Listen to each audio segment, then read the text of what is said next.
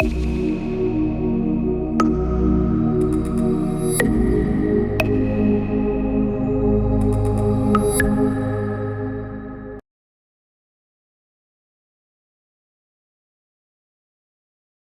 Students, तो आज हम बात करने वाले हैं ट्रांसमिशन, रिसेप्शन एंड प्रोसेसिंग के बारे में। देखिए, पिछली वीडियो में हमने क्या बात कर ली थी। हमने देख लिया था कि जो सेंसर्स है वो सेंसर्स में कितने टाइप के रिजोल्यूशंस होते हैं और जो सेंसर है वो किस तरीके से काम करता है और सेंसर्स के कितने टाइप होते हैं। ठीक है, हमने सेंसर्स के बारे में सारी जानकारी इकट्ठी कर ली है कि सेंसर एक्चुअल में कहाँ कहाँ पे लगेगा, सेंसर्स को हम कौन से प्लेटफॉर्म पर लगाएंगे और किस तरीके से यूज करेंगे। हम उसको ग्राउंड पे लगा सकते हैं, हम उसको एरोप्लेन पे लगा सकते हैं, हम उसको सैटेलाइट में भी लगा सकते हैं। और हमने इस बारे में भी बात कर ली थी कि हम एक्टिव सेंसर्स का यूज कब करेंगे और पैसिव सेंसर्स का यूज कब करेंगे। ठीक है, तो अब बात क्या आती है हमारी। देखिए, हमारा जो सोर्स था उससे एनर्जी आ चुकी है। एनर्जी आने के बाद क्या हो गया है, वो टारगेट से इंटरेक्ट कर चुकी है। अब इंटरेक्ट करने के बाद वो वापस से सेंसर्स में जा चुकी है। अब सेंसर्स में जब वो गई तो सेंसर्स ने क्या किया, रिसीव किया। किसको रिसीव किया, इलेक्ट्रोमैग्नेटिक वेव्स जो आई है उनको रिसीव किया।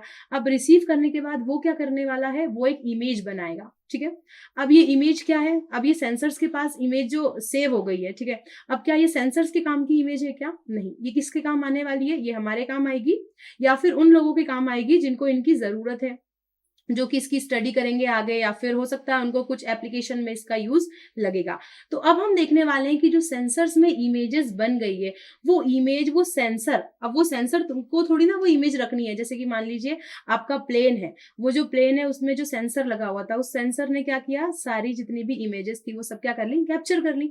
अब कैप्चर करने के बाद हम क्या करेंगे, जब वो एरोप्लेन आपका कहाँ आ जाएगा, लैंड हो जाएगा। लैंड होने के बाद हम उस सेंसर का यूज करेंगे। उस सेंसर्स में से जितनी भी सारी इंफॉर्मेशंस रहेंगी, इमेजेस रहेंगी, उन सबको हम क्या करेंगे, हम अपने पास कलेक्ट करेंगे और कलेक्ट करने के बाद हम उसकी स्टडी करेंगे। ठीक है, तो अब हम बात करने वाले हैं किसकी, ट्रांसमिशन। ट्रांसमिशन मतलब कि आपकी जो इमेज है उसको ट्रांसफर करना। कहाँ ट्रांसफर करना, कहाँ कहाँ पे ट्रांसफर करेंगे, हम ट्रांसफर करेंगे ग्राउंड रिसीविंग स्टेशन पर। ठीक है, तो ग्राउंड रिसीविंग स्टेशन पर हम क्या करने वाले हैं, डेटा कलेक्ट करने वाले हैं।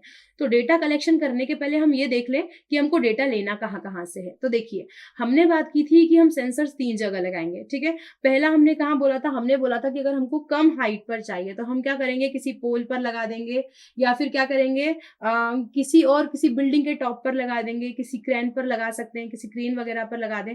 मतलब कि जो थोड़ा हाइट पर है और आपको जहाँ का विजुअलाइजेशन करना है, या जहाँ की आपको क्या चाहिए, प्रॉपर्टीज देखनी है, जहाँ के फीचर्स आपको देखने हैं, आप क्या करेंगे, वहां पे सेंसर्स को कुछ इस तरीके से लगाएंगे कि आपका वो पूरा एरिया क्या हो जाए, कवर हो जाए। ठीक है, अब बात आती है कि इस एरिया जो कवर हो गया है, जो इमेजेस आ गई है, ठीक है, उसको कैसे लेना है। तो जब हम बात करते हैं डेटा कलेक्शन की, तो हमको जनरली जो हम डील करने वाले हैं वो दो ही तरीकों से डील करेंगे। पहला तो वही जो किसी टॉप पर लगा है सेंसर, या फिर हम बोल सकते हैं किसी एयरक्राफ्ट पर सेंसर लगा है। ठीक है, मतलब पहली हम ऐसी बात करने वाले हैं जिसमें सेंसर्स कहाँ लगे, सेंसर्स ऐसी जगह पर लगे जहां से सेंसर्स हमारे पास आ सकते हैं। किसके पास, जो साइंटिस्ट हैं, जो यूजर हैं, जो इसके डेटा को प्रोसेस करने वाले हैं, उनके पास क्या करेंगे, ये सेंसर्स अवेलेबल रहेंगे जिससे वो डेटा कलेक्ट कर पाएंगे। तो पहला जो रहेगा डेटा कलेक्शन के लिए वो क्या रहेगा, एयरक्राफ्ट रिमोट सेंसिंग। ठीक है, एयरक्राफ्ट रिमोट सेंसिंग अगर होगी या फिर ग्राउंड बेस्ड रहेगी तो उसमें क्या करने वाले, हम डेटा को डायरेक्टली कलेक्ट कर लेंगे।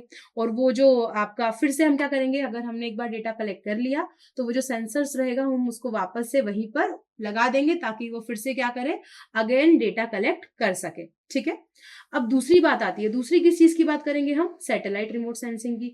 अब देखिए, जब सैटेलाइट ऊपर जाती है, जब वो अपने ऑर्बिट पे घूम रही है, तो ऐसा नहीं है कि हमें जब इंफॉर्मेशन चाहिए हम उस सैटेलाइट को नीचे बुला लेंगे। ऐसा होगा क्या, नहीं।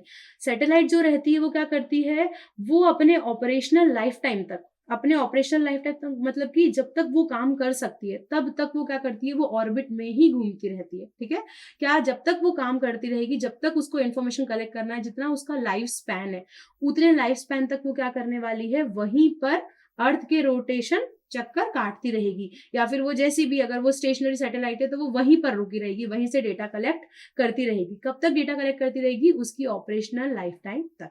ठीक है, और ये जो डेटा रहता है, अब ये डेटा हम कैसे कलेक्ट करेंगे, क्या हम स्पेस में जाएंगे डेटा लेने, नहीं, हम स्पेस में नहीं जाएंगे। ठीक है, अगर हम स्पेस में जाके डेटा कलेक्ट करेंगे ऐसा पॉसिबल नहीं है। ठीक है, तो हम क्या करने वाले हैं, हम उस सैटेलाइट के थ्रू कहाँ पे लेंगे, कहाँ पे ये सारे फोटोज इमेजेस लेंगे, हम इलेक्ट्रिकल सिग्नल्स के थ्रू, जो सैटेलाइट है वो क्या करेगा, इलेक्ट्रिकल सिग्नल्स भेजेगा, और वो इलेक्ट्रिकल सिग्नल जब वो भेजेगा, उस इलेक्ट्रिकल सिग्नल को वो कहाँ भेजेगा, वो भेजेगा ग्राउंड रिसीविंग स्टेशन पर। वो जब उस सिग्नल्स को ग्राउंड रिसीविंग स्टेशन पर भेजेगा, हम फिर क्या करेंगे, उसे रिसीव करेंगे, रिसीव करने के बाद हम आगे की प्रोसेस करेंगे। तो अब हम देखते हैं कि हम सैटेलाइट के थ्रू कैसे सेंसर्स का डेटा कलेक्ट कर सकते हैं। ठीक है, तो हम 3 तरीकों से सेंसर्स का डेटा कलेक्ट करेंगे। ठीक है, तो जो पहला तरीका है वो क्या है, direct transmission to the ground receiving station. मतलब कि आप क्या कर सकते हैं, पहला तरीका तो यही हो गया, ये आपकी सैटेलाइट थी, ये आपका ग्राउंड रिसीविंग स्टेशन था। ठीक है, आपने क्या किया, यहाँ से सिग्नल डायरेक्टली क्या है, मतलब अलाइंड हो रहे थे। ठीक है, वो वहां से डायरेक्टली सिग्नल यहाँ पर भेज पा रहा था, तो क्या करा उसने, डायरेक्टली सिग्नल्स भेज दिए, इलेक्ट्रिकल सिग्नल भेजेगा जो यहाँ पे जाके डिजिटली में कन्वर्ट हो जाएंगे। तो क्या किया उसने, भेज दिया। बट ऐसा जरूरी है क्या, देखिए, आपका जो रिसीविंग स्टेशन रहेगा वो ऐसा नहीं है कि आप हर जगह बनाएंगे। जैसे इंडिया का रिसीविंग स्टेशन है तो वो इंडिया में एक ही रिसीविंग स्टेशन है, वैसे ही हर एक कंट्री का जनरली एक ही रिसीविंग स्टेशन होता है, एक या दो होंगे। बट आपकी जो सैटेलाइट है वो क्या कर रही है, वो कंटिन्यूअसली घूम रही है। ठीक है, अब जब वो कंटिन्यूअसली घूमेगी तो ऐसा जरूरी नहीं है कि जब आपको डेटा की रिक्वायरमेंट है तब आपकी सैटेलाइट का अलाइनमेंट और आपके किसका, ग्राउंड रिसीविंग स्टेशन का अलाइनमेंट सेम रहे। ठीक है, ऐसा पॉसिबल नहीं है। तो इस कंडीशन में हम क्या करेंगे, इस कंडीशन में हम क्या करेंगे, पहली कंडीशन तो हमने देख ली कि जब दोनों का अलाइनमेंट था तो उसने क्या किया, जो सैटेलाइट थी उसने डायरेक्टली ग्राउंड रिसीविंग स्टेशंस को डायरेक्टली सिग्नल्स भेज दी और हमको क्या मिल गई, इमेज मिल गई। अब हम दूसरी कंडीशन की बात कर रहे हैं। दूसरी कंडीशन में क्या हो रहा है, दूसरी कंडीशन में सैटेलाइट क्या है, अब वो कहीं और है और जो हमारा ग्राउंड रिसीविंग स्टेशन है वो कहीं और है। ठीक है, अब सिग्नल्स भेजने में प्रॉब्लम हो रही है, तो क्या करेगा, ये जो आपकी जो सैटेलाइट है वो एक दूसरी सैटेलाइट को क्या करेगी, दूसरी सैटेलाइट को डेटा भेजेगी। ठीक है, इसको हम बोलते हैं ऑन बोर्ड सैटेलाइट। ठीक है, हम क्या करेंगे, एक दूसरी सैटेलाइट को ये डेटा ट्रांसफर करेंगे और फिर ये जो दूसरी सैटेलाइट है वो क्या करेगी, इसको स्टोर करके रख लेगी और साथ में क्या करेगी, ये ग्राउंड रिसीविंग स्टेशन को वो डेटा ट्रांसफर कर देगी। ठीक है, तो हमने क्या, 2 केसेस की बात कर ली, पहला केस देख लिया, दूसरा केस देख लिया।